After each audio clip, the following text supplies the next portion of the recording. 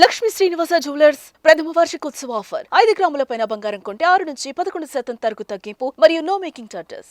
జరగబోయేటువంటి సాధారణ ఎన్నికల్లో దేశ స్థాయిలో జరుగుతున్నటువంటి ఎన్నికలు ఈ దేశ భవిష్యత్తుకు సంబంధించినటువంటి ఎన్నికలు. దేశ మత సామరస్యానికి సంబంధించి దేశంలో పుట్టినటువంటి ప్రతి బిడ్డ నా దేశమే అని సంతోషంగా గర్వంగా ఉండాల్సిన పరిస్థితుల్ని కల్లోలం చేసి దాంట్లోంచి రాజకీయ లబ్ధి పొందాలని భారతీయ జనతా పార్టీ చేస్తున్నటువంటి కుయుక్తుల్ని దేశవ్యాప్తంగా ఉన్నటువంటి ప్రజానికం ముఖ్యంగా యువత వారి భవిష్యత్తు దృష్ట్యా ఆచితూచి గుండె మీద వేసుకొని లోతుగా ఆలోచన చేసి తన ఓటును వినియోగించుకోవాల్సిందిగా విజ్ఞప్తి చేస్తా ఉన్నాం. మనందరి భవిష్యత్తు జరిగే ఎన్నికల్లో మనం వేసేటువంటి ఓటు పైన ఆధారపడి ఉంది.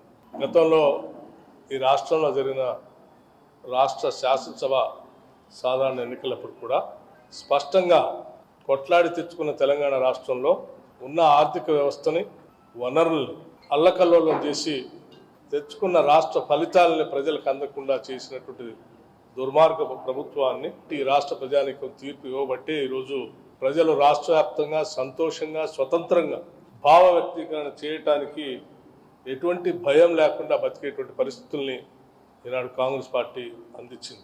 మనందరికీ తెలిసిందే, రాష్ట్రంలో ఏదైనా ప్రశ్నించాలంటే భయం, రాయాలంటే భయం, మాట్లాడాలంటే భయం. అటువంటి భయంగా బతికినటువంటి రాష్ట్రానికి స్వేచ్ఛని స్వాతంత్రాన్ని ఇచ్చి రాష్ట్ర ఆర్థిక పరిస్థితులను కూడా ఘాట్లో పెట్టి ప్రతి పైసా ప్రజలకే చెందేటట్టుగా ప్రణాళికలు తయారు చేసి ముందుకు పోగొట్టే ఈరోజు మనం అనేక రకాలైనటువంటి ఆర్థిక ఇబ్బందులు ఉన్నప్పటికీ కూడా రైతులకు రైతు బంధు ఇచ్చుకోగలుగుతున్నాం, రైతు బీమా ప్రభుత్వ తరఫున కట్టగలిగాం, ఇచ్చిన గ్యారంటీలన్నింటినీ అమలు చేస్తూ ఆ గ్యారంటీలకు అయ్యేటువంటి ఖర్చును కూడా ఆయా శాఖలకి ప్రభుత్వం కట్టగలుగుతాం. మీడియా వ్యవస్థలు సంస్థలు కూడా సర్వస్వతంత్రంగా వార్తలు రాయగలుగుతూ ఉన్నాం, వాస్తవాన్ని ప్రజల దగ్గర తీసుకొని పోగలుగుతూ ఉన్నాం. భావ స్వేచ్ఛ నిండుగా ఉంది. అటువంటి పరిస్థితి కోసం తిరిగి మనందరం రాష్ట్ర వ్యాప్తంగా ఉన్నటువంటి ప్రజానికం ముఖ్యంగా యువత నడుం బిగించి వారికి ఉన్నటువంటి అమూల్యమైన ఓటుని కాంగ్రెస్ పార్టీ అభ్యర్థులుగా పోటీ చేస్తున్నటువంటి ప్రతి లోక్సభ స్థానంలో కూడా భారీ మెజార్టీతో గెలిపించాల్సిందిగా కూడా నేను విజ్ఞప్తి చేస్తూ ఉన్నాను. అలాగే దేశవ్యాప్తంగా ఉన్నటువంటి యువతకు కూడా తెలంగాణ మోడల్ దేశవ్యాప్తంగా ఉండేటట్టుగా తెలంగాణ యువత ఏ రకంగా అయితే ప్రభుత్వం మేము అధికారంలో రాగానే కేవలం 3 నెలల్లోనే 30,000 ఉద్యోగాలు, ప్రభుత్వ ఉద్యోగాలు ఎలా పొందగలిగాయో ఆ రకంగా దేశవ్యాప్తంగా కూడా యువతకి ఉద్యోగ అవకాశాలు దొరికేటట్టుగా ఉండటానికి కాంగ్రెస్ పార్టీకి అవకాశం ఇచ్చి గెలిపించుకోగలిగితే భవిష్యత్తు పనికొచ్చే ఉద్యోగ అవకాశాలు, భావ స్వేచ్ఛ కూడా దేశవ్యాప్తంగా పొందగలుగుతాం. అందుకే ఈ తెలంగాణ మోడల్ లాంటి పాలన దేశానికి అందించడం కోసం రేపు తుక్కుగూడలో అఖిల భారత కాంగ్రెస్ కమిటీ ఆధ్వర్యంలో మేనిఫెస్టో రిలీజ్ చేసే క్రమంలో ఒక భారీ బహిరంగ సభని ఏర్పాటు చేస్తూ ఉన్నాం. ఇది చేసే క్రమానికి మన గత అసెంబ్లీ ఎన్నికల కంటే ముందు ఇక్కడే సిడబ్ల్యూసి సమావేశాలు జరిగి అదే తుక్కుగూడలో భారీ బహిరంగ సభ ఏర్పాటు చేసి 6 గ్యారంటీలని అధినాయకత్వం ఇక్కడి నుంచే ప్రకటించి ఇచ్చినటువంటి గ్యారంటీలని అమలు చేస్తూ ముందుకు పోతున్నటువంటి ఈ తరుణంలో మళ్ళీ అదే తుక్కుగూడలో దేశవ్యాప్తంగా పనికొచ్చే గ్యారంటీల్ని మేనిఫెస్టో రూపాన్ని అక్కడ ప్రకటించి తెలంగాణ మోడల్గా దేశానికి దిశ నిర్దేశం చేసేటువంటి ఒక పెద్ద బహిరంగ సభని మనం ఏర్పాటు చేసుకున్నాం.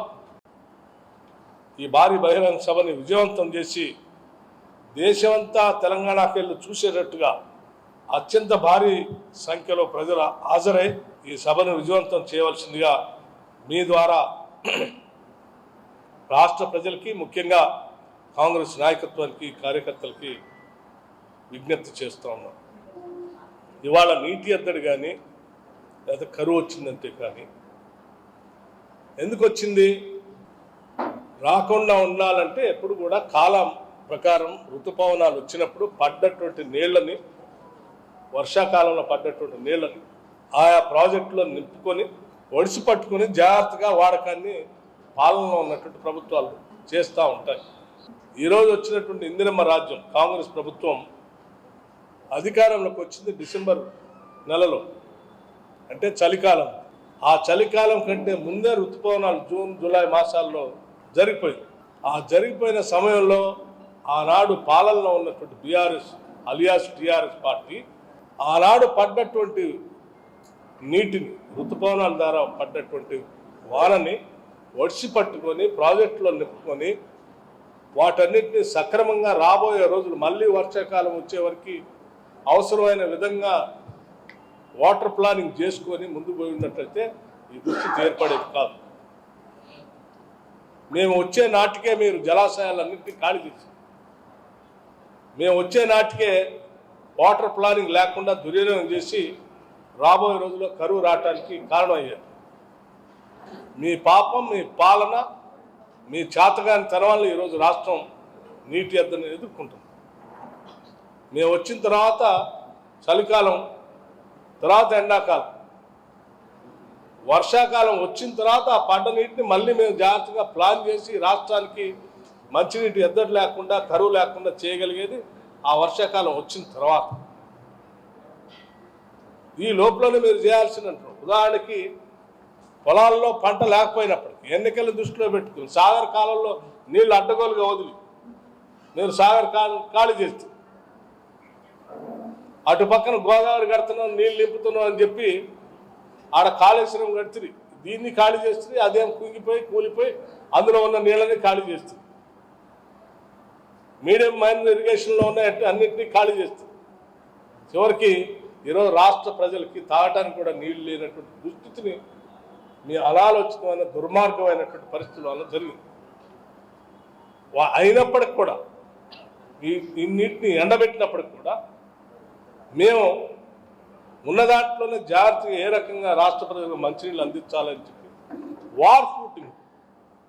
వార్ ఫూటింగ్ యుద్ధ ప్రాతిపదికన ప్రతి జిల్లాకి ఏ జిల్లాకి ఎంత కావాలని చెప్పి నిధులు కేటాయించి రెడీగా పెట్టారు. That is what we have done. మేమే కనుక గత జూన్లోనే అధికారంలో ఉంటే ఈరోజు ఈ పరిస్థితి రానియకుండా జాగ్రత్తగా కావాల్సిన ఉన్న డ్యామ్స్లో, లేకపోతే రిజర్వాయర్స్లో, లేకపోతే మీడియం ఇరిగేషన్ ప్రాజెక్ట్స్లో, లేకపోతే మైనర్ ఇరిగేషన్ ప్రాజెక్ట్స్లో ఎంత నీళ్లు ఉన్నాయి, రాబోయే మళ్ళీ జూన్ వచ్చే వరకల్లా వాడకం ఎంత ఉంటుంది, మనం ఇప్పటి నుంచే పర్ డే ఎంత వదిలితే అప్పటి వరకు బతుకుంటుంది, ప్రజలకి ఇబ్బంది లేకుండా ఉంటుంది అని ప్లాన్ చేసి దానికి అనుగుణంగా చేసేవాళ్ళు. Where is a plan? నీ దూబరా, నీ ఇష్టం, గేట్లు ఎత్తేసుకొచ్చి పడుకుంటేవి, ఇవాళ నీళ్ళు లేకుండా పోయాయి. మళ్ళీ ఇంకా తౌదినమ్మా అని చెప్పి బయటకు వచ్చి ఫోటోలు దిగుతూ ఆ పొలాల్లో పెడతారా దిష్టిబొమ్మ, అట్లా అందులో నిలబడి ఇగో నీళ్ళు రావట్లేదు, కరువు వచ్చింది. కాంగ్రెస్ వాళ్ళ కరువు ఎప్పుడు వచ్చింది? కాంగ్రెస్ వచ్చిన తర్వాత ఋతుపవనాలు ఎప్పుడు వచ్చినాయి? వచ్చిన ఋతుపవనాల్లో సరిగ్గా రాకుండా ఎప్పుడు ఉంది? కాంగ్రెస్ వచ్చిన దగ్గర నుంచి చలికాలమైనా రేపు ఎండాకాలం. ఈ మాత్రం అవగాహన కూడా లేకుండా ఇంత రాజకీయ పరిజ్ఞానం 10 ఏళ్ళు పాలన చేసి మన తప్పిది వల్ల ఎట్లా అయిపోయింది, పొరపాటు నేను మాట్లాడితే ఇంకా ఊస్తారనే సంగతి కూడా తెలియకుండా ఇంకా ఆ రకంగా మాట్లాడటం అంటే అర్థం లేదు. నేను ఇంకా దిగజారిపోయి మాట్లాడలేను కాబట్టి మాట్లాడలేదు.